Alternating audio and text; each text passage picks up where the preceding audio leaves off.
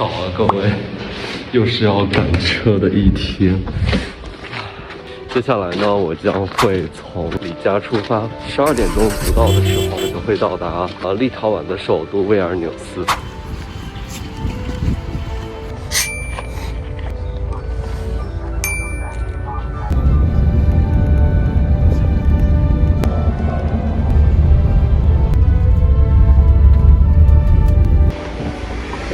各位，我到立陶宛了。订的那个民宿大概是下午3点之后才可以入住，所以呢，我就先去吃点东西，然后在老城转一转。之后呢，我就去我的酒店。其实我来立陶宛维尔纽斯之前呢，我有查一些攻略，看大家拍的图都是那种阳光灿烂又很漂亮的那种场景。冬天的维尔纽斯，我倒觉得没有那么的好看。怎么讲？就是很萧瑟、荒凉、雾蒙蒙的，所以如果大家冬天选择的话，我觉得还是要去北欧。赫尔辛基的城市面貌跟立陶宛就完全就不是一种类型。像立陶宛的话，还是建议大家，比如说春天、夏天、秋天来，天空也非常的蓝。个人的一些建议吧。好了，那我现在去吃饭喽。立陶宛是波罗的海3国之一，曾属于苏联的一部分。1990年获得独立。维尔纽斯是立陶宛的首都，也是立陶宛最大的城市。哇，我觉得立陶宛人也很热情。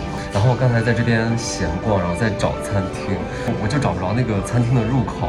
然后过来一个老奶奶，她就带着我去，她说她推荐这一家，就是她很认真的听我在说什么，然后说你想吃什么样类型的，初印象很好，很热情的一个城市。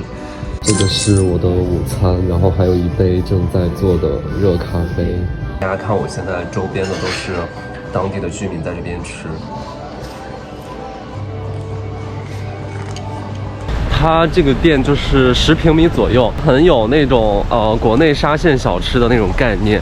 那接下来呢，我就去维尔纽斯的老城转一转，据说也是很漂亮的。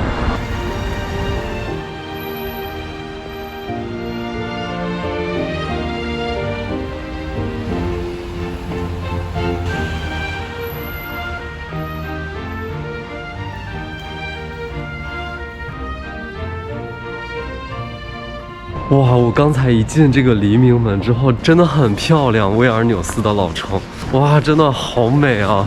经过这个城门的时候，我差点被上边的积雪给砸到，就是我刚一过来，然后后边的积雪啪就掉下来了。这个可以进吗？天！哇，黎明门的旁边有一个这么大的教堂，这个教堂呢是完完全全不在我旅行计划中的教堂，而且我到现在都不知道它的名字，但是进来之后真的很惊艳。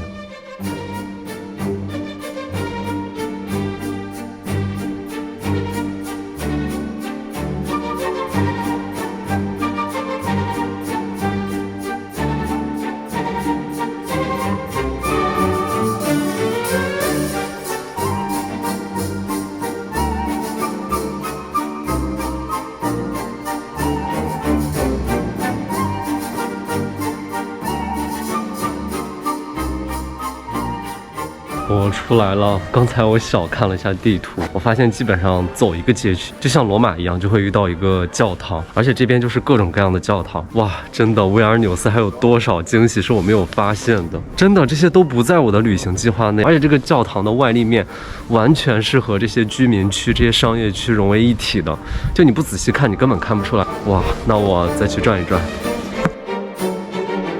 13至18世纪末，维尔纽斯是立陶宛大公国的中心。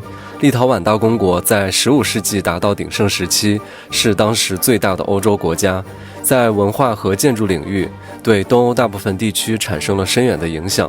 维尔纽斯老城区依旧保存着中世纪的城市格局，走在街上，随处可见哥特式、文艺复兴、巴洛克和古典主义风格的建筑。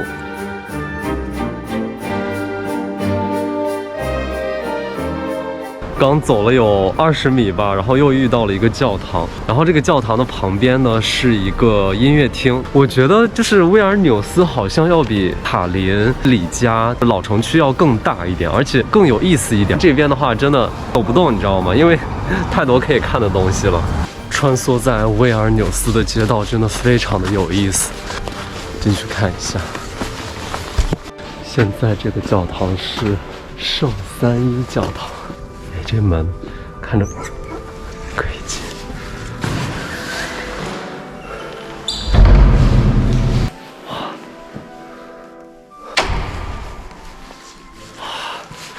这个教堂像是被废弃了，在装修的感觉，是吧？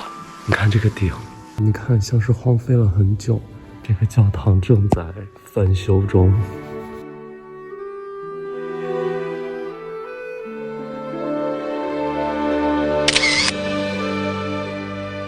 教堂的正前方呢，有一个洞，左边还有一张图片向你展示了洞里面是什么。难道可以下去吗？我不太敢下，太黑了。大家看这边的墙，就是每次真的看到这种很斑驳的场景，能调动起我的那种历史感。对。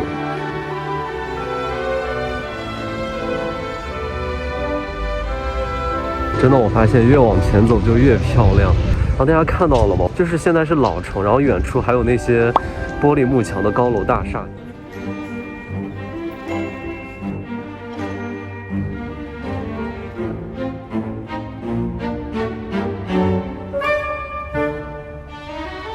大家看我身后就是威尔纽斯的市政厅，噔噔噔噔。哇，这个广场真的好漂亮啊！大家看，在我住的酒店的对面，有一个废弃掉的教堂。这个教堂看着好宏伟啊，为什么会被废弃掉？可能因为没有钱来维修吧。然后这个院子就当成了停车场，像是废弃了很长的一段时间。然后现在也是一个关闭的状态，像是危楼的一样。看。有多么的斑驳，看它的墙。好了，我到达我要住的 hostel 了。我讨厌光脚，因为真的很硌。这边呢是洗澡的地方，然后和厕所。这个是房间，然后你可以选择，就是先到先得的感觉。然后选择了这个床位。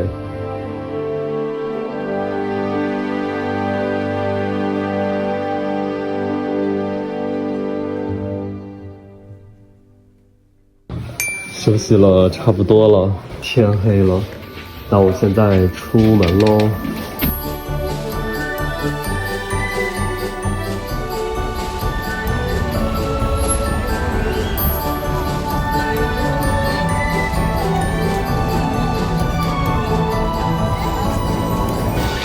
接下来呢，我们就会登上这个塔的顶峰，然后它的学生票是4欧，正常的话是6欧。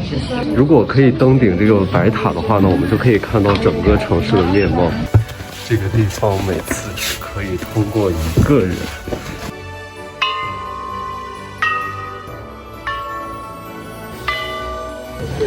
刚才3层是那种密室般的感觉，然后现在是通风的，太陡了。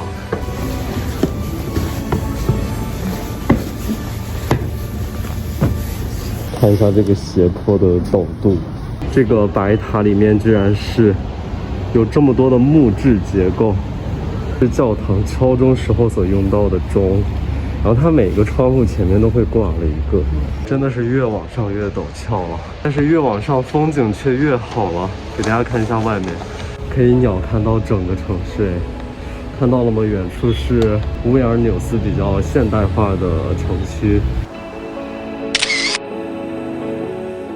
上很难，下就更难了。那我们去别的地方转一转。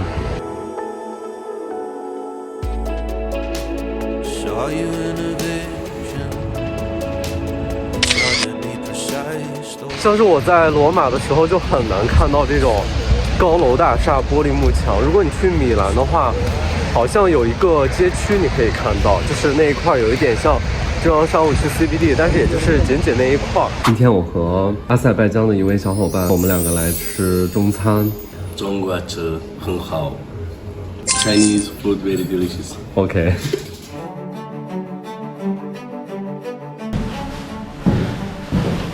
各位早安，今天是在威尔纽斯的第2天。哇，这个门也太小了。把昨天没有去的几个教堂呀，还有博物馆。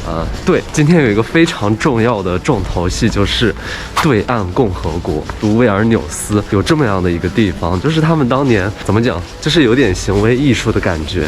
然后呢，成立了一个叫对岸共和国，并且还有自己的军队。然后当地的政府呢，不仅没有反对，而且反倒很支持他们的活动。然后现在成为了旅游的热门景点地。对，就很多人就会来这边打卡，而且他们还写了一条宪章，然后就贴在某面墙上，而且有中文。待会儿我带大家一起去看一下。今天早上刚出门，走了一个街区，然后就找到了立陶宛美术馆。立陶宛美术馆好像很小哦，就只有一栋房子。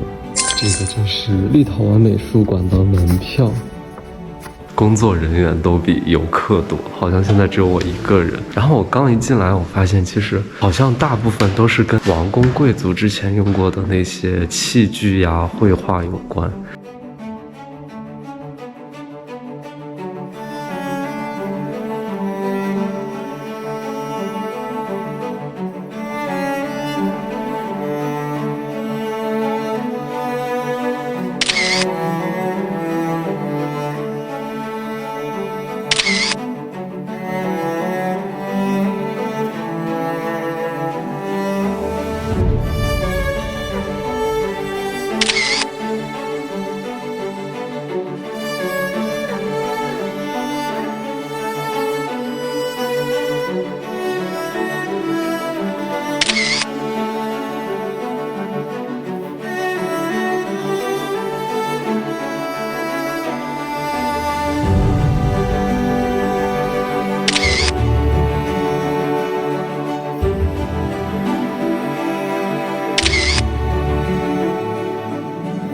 然后接下来的时间去那个威尔纽斯的主教堂，在那附近看看有没有卖吃的。今天晚上我就要回罗马了。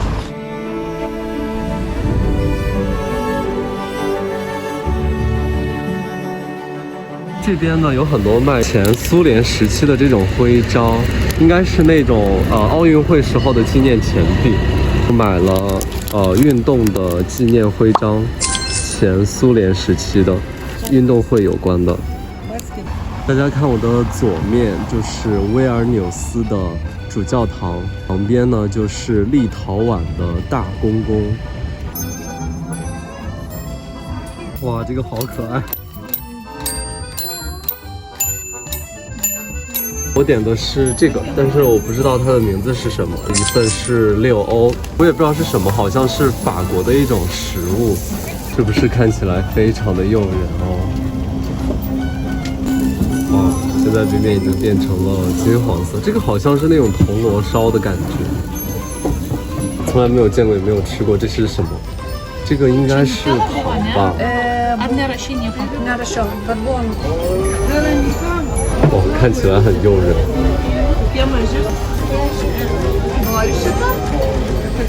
哇，我最爱吃的香蕉。哇，这6欧看起来好丰盛，这如果在意大利绝对不止6欧。哇 ，Thank you，Thank you。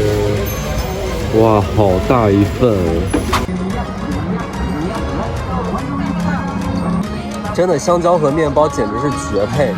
哇，大家看这边还有卖巧克力的，但是这个外边裹的白巧克力和黑巧克力里面是什么呢？我也不知道。请问有没有懂巧克力的小伙伴可以告诉我一下，这个黑巧克力和白巧克力有什么区别呢？就是我为什么觉得，白巧克力的味道更浓郁，而黑巧克力就没有那么好吃呢？反正我个人还是喜欢白巧克力一点。好啦，那接下来呢，我就要去旁边的威尔纽斯主教堂。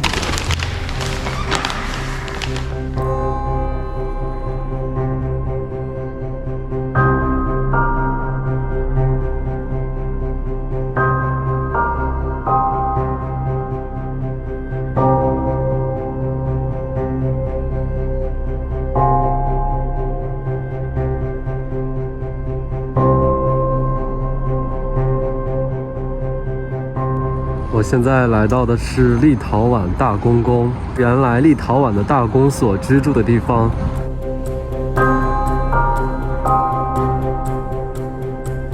它的这个手套处在地下室，太难找了，真的太难找。我现在在大公宫，就是这个位置。刚才我去的教堂是这个，就是维尔纽斯的主教堂。那么昨天我登顶的呢，就是这个白塔。然后大家看白塔的旁边有一个这种小的建筑已经不复存在了，而且看到原来是有这样的围墙的，标白的这些建筑现在都是已经消失掉的。大家看最开始的样子是这个样子的。哇，这个大公宫看起来很大，这个是它的门票，很正式的一张门票。然后学生票的话呢，只需要5欧元，这个价格还是很亲民的。那接下来我就去带大家逛一逛。这个就是刚才的那个教堂，然后这一片区就是现在大公宫所在的位置。原来这个大公宫是重新建造的，然后大家可以把它理解成一个大公宫博物馆，慢慢建造，然后落成。在17世纪中叶与莫斯科的战争中，宫殿被摧毁后重未重建。19世纪初，根据沙皇政府的命令，除了宫殿的东翼外，其余全部拆除。20世纪末，随着立陶宛脱离苏联的独立运动兴起，重建宫殿的想法再次活跃起来。此后进行了断断续续的考古挖掘，并于2002年开始重建工作。2009年正值立陶宛建国1000周年之际，立陶宛大公宫重新对外开放。这个博物馆应该是立陶宛来说整个国家非常重要的一个博物馆，就有一点点像北京故宫紫禁城的那种感觉。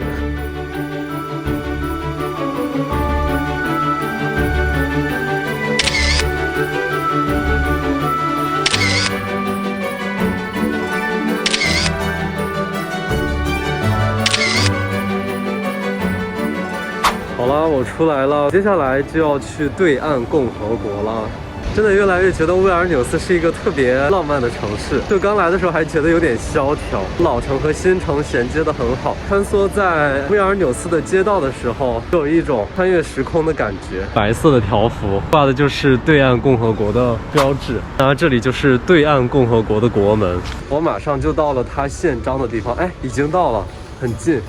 大家看，就是前面，对岸共和国暂未被任何国家承认。与其说它是一个独立国家，不如说它是一个艺术家组织。当地政府对此建国行为持包容态度，当地设有艺术画廊、艺术工作坊和咖啡馆。维尔纽斯市政府将其作为旅行目的地进行宣传推广。而且大家可以看一下地图，就是地图上真的有标注对岸共和国的国界，然后还真的把那个对岸共和国的国名给标了出来。真的太有意思了。好了，突然闪现维尔纽斯国际机场，这个是我目前去过众多国家当中最冷清没有之一的机场。到安检，然后到现在我来到我需要等待的入口处，仅需要5分钟的时间，所以在维尔纽斯坐飞机真的非常的方便。好了，那本期视频到这里就要结束了。如果你喜欢我的影片的话，不要忘记按赞、订阅、开小铃铛，那也可以关注我的 Instagram。那我们下期再见喽，拜拜。